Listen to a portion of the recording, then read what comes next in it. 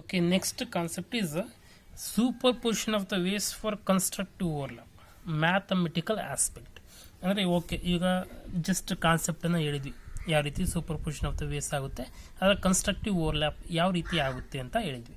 So how we can express it mathematically, ಯಾವ ರೀತಿ mathematically express ಮಾಡೋದು ಅಂತ ನೋಡೋಣ. ಓಕೆ, ಸೊ ಅದಕ್ಕೆ ನಾನು ಏನು ಮಾಡ್ತಾ ಇದ್ದೀನಿ, ಅದರಲ್ಲಿ ಡಿಫ್ರೆಂಟ್ ಕೇಸಸ್ ಇದೆ. ಫಸ್ಟ್ ಕೇಸನ್ನು ಕನ್ಸಿಡರ್ ಮಾಡ್ತೀನಿ. ಸೊ ಇದರಲ್ಲಿ ಡಿಫ್ರೆಂಟ್ ಕೇಸ್ ಇದೆ. ಅದರಲ್ಲಿ ಫಸ್ಟ್ ಕೇಸ್ ಕಂಡೀಷನ್ ಏನು ಕೊಡ್ತಾ ಇದ್ದೀನಪ್ಪ ಅಂತಂದರೆ, so path difference is zero. Path difference is zero ಇರ್ತಕ್ಕಂಥ ವೇವ್ಸ್. ಏನು ಪಾತ್ ಡಿಫ್ರೆನ್ಸ್ ಝೀರೋ ಇಲ್ಲಿ ನೋಡೋಣ. Year I am taking the two sources, ಎರಡು ಸೋರ್ಸನ್ನು ತೊಗೊಂಡಿದ್ದೀನಿ. ಒಂದು S1 and another is S2.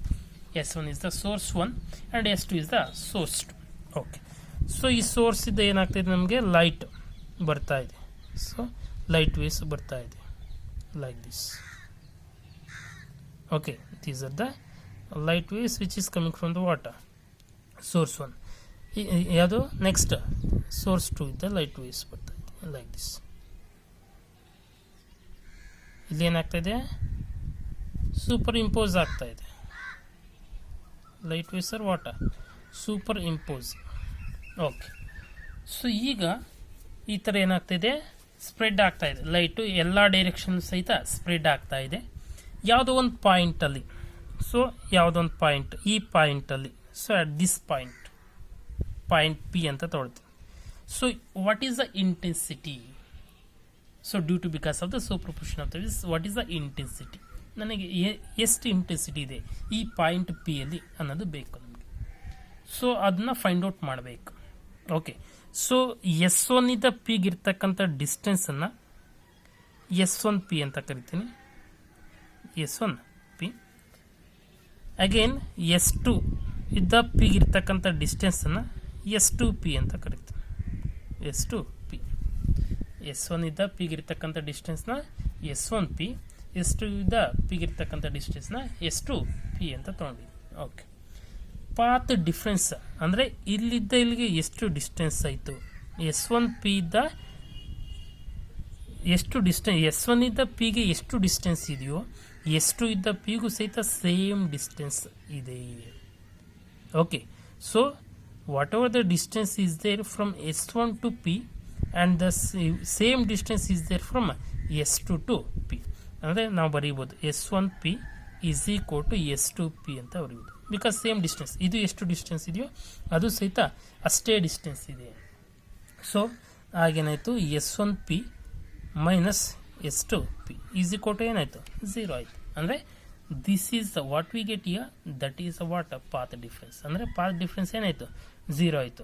Sir ಹಂಗಾದರೆ ಇದು ಜಾಸ್ತಿ ಇದ್ದು ಇದು ಕಮ್ಮಿ ಇದ್ದರೆ we get certain path difference. For example, so ಇಲ್ಲಿದ್ದ ಇಲ್ಲಿಗೆ 3 ಸೆಂಟಿಮೀಟರ್ ಇತ್ತು, ಇಲ್ಲಿದ್ದ ಇಲ್ಲಿಗೆ 2 ಸೆಂಟಿಮೀಟರ್ ಇತ್ತು. 3 ಸೆಂಟಿಮೀಟರ್ ಮೈನಸ್ 2 ಸೆಂಟಿಮೀಟರ್ ಮಾಡಿದರೆ ಏನು ಬಂತು ನಮಗೆ, 1 centimetre. That is what path difference. ಅದು ನಮಗೆ ಪಾತ್ ಡಿಫ್ರೆನ್ಸ್ ಇತ್ತು. ಆದರೆ ಇಲ್ಲಿ ಸೇಮ್ ಡಿಸ್ಟೆನ್ಸ್ ಇದೆ, ಸೇಮ್ ಡಿಸ್ಟೆನ್ಸ್ ಇದೆ, ಪಾತ್ ಡಿಫ್ರೆನ್ಸ್ ಏನಾಯಿತು, 0 ಆಯಿತು. So we can write, so S1P minus S2P is equal to 0. It is a condition. Okay, so these are whatever the sources S1 and S2 we have taken, those are the coherent sources and the constant phase difference. ನಮಗೆ ಗೊತ್ತಿದೆ coherent source ಅಂದ್ರೆ ಏನು, constant face difference ಇರುತ್ತೆ ಅಂತ. Okay, so ಈಗ ನಾವೇನು ಮಾಡಬೇಕು, at a certain point P you have to find out the intensity ಎಷ್ಟಿದೆ ಅಂತ ಫೈಂಡ್ ಔಟ್ ಮಾಡಬೇಕು. ಓಕೆ, ಇನಿಷಿಯಲಿ ಎಷ್ಟಿರುತ್ತೆ ಇಂಟೆನ್ಸಿಟಿ, ಅದನ್ನು I0 ಅಂತ ತೊಗೊಳ್ತೀವಿ. Okay, I0 is the initial intensity. Okay, first now the displacement produced by the source S1 at the point P is given by. Okay, ನಾವು displacement ವೇವ್ನ ಯಾವ ರೀತಿ represent ಮಾಡೋದು ಅಂತಕ್ಕಂಥದ್ದನ್ನ ಸೊ ವೇವ್ಸ್ ಚಾಪ್ಟ್ರಲ್ಲಿ ಆಲ್ರೆಡಿ ಓದಿದ್ದೀವಿ. Okay, just you have to use that one. The displacement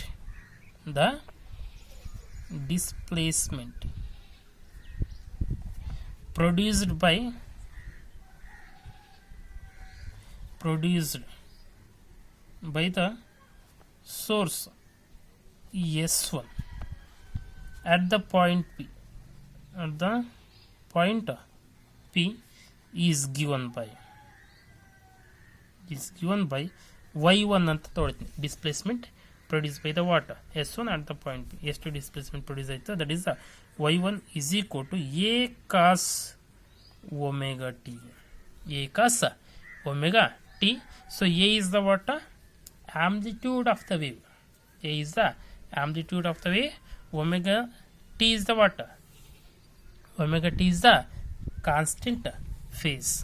Okay, so here this y1 is equal to a cos omega t. Okay, so ನಮಗೆ ಯಾವುದು displacement produce by the source S1 ಸಿಕ್ತು. Okay, so here next in the similarly the displacement produced by the source S2 at the point P is ಏನಾಗುತ್ತೆ y2 is equal to, so those are in the what same phase, we can write what, so a cos omega t. ಅದು ಸಹಿತ ಎಷ್ಟು a cos omega t ನೇ, ಯಾಕಂದರೆ ನಾವು same source ಅಂದರೆ ಕೋರೆಂಟ್ source ಅಂತ ಹೇಳಿದ್ವಿ. So those are in the constant face difference. So ಹಾಗಾಗಿ ನಮಗೆ ಡಿಸ್ಪ್ಲೇಸ್ಮೆಂಟ್ ಇದೆ ಎಷ್ಟಿದೆಯೋ ಅದು ಸಹಿತ ಅಷ್ಟೇ ಡಿಸ್ಪ್ಲೇಸ್ಮೆಂಟ್ ಇದೆ.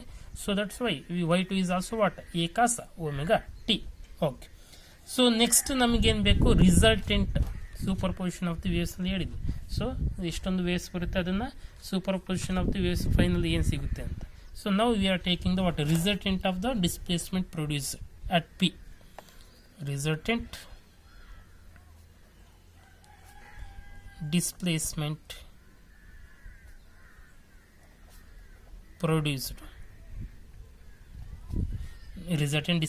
produced at P would be given by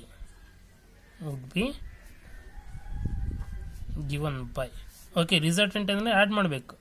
y is equal to y1 plus y2 ಎರಡನ್ನು ಆ್ಯಡ್ ಮಾಡಿ ಏನು ಸಿಗುತ್ತೆ. ನಾವು y is equal to y1 ಅಂದ್ರೆ ಏನು, y1 is nothing but what, a cos omega t plus y2 ಅಂತಂದರೆ again a cos omega t.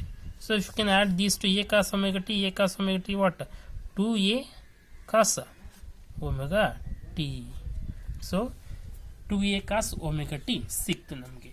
Observe carefully, ನಮಗೆ initially ಏನಿತ್ತು, ಈಚ್ ವೇದು ಆಂಪ್ಲಿಟ್ಯೂಡ್ ಎ ಇತ್ತು, ಇದರದ್ದು ಎಷ್ಟಿತ್ತು ಎ ಇತ್ತು, ಆದರೆ ಫೈನಲಿ ರಿಸಲ್ಟೆಂಟ್ ವೇದ ಆಂಪ್ಲಿಟ್ಯೂಡ್ ಎಷ್ಟಿದೆ 2a ಇದೆ. So here initially we know that the intensity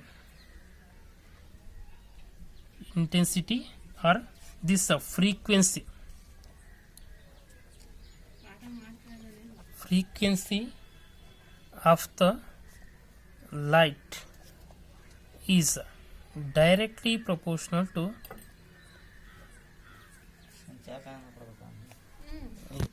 okay, here the intensity of the light is directly proportional to the square of the amplitude. So we know that this is the thing, we know that ನಮಗೆ ಗೊತ್ತಿದೆ ಏನು, intensity is directly proportional to the square of the amplitude ಅಂತ. That we return as I0 is directly proportional to the square of the amplitude. ಅಂದರೆ initial I0 is the initial intensity, it is directly proportional to the what, square of the amplitude. So square of the amplitude ಆಗಿದೆ. Okay, ಆಗ ಯಾವುದು ಇದು initial.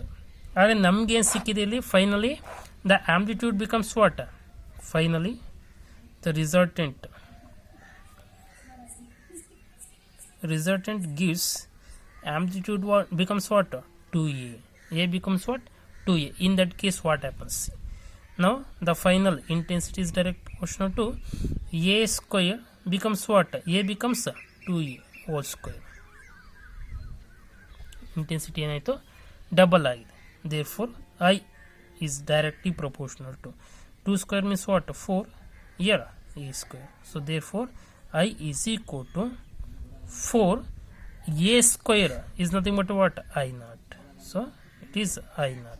So therefore I is equal to 4 I naught, means intensity, final intensity becomes 4 times the initial intensity.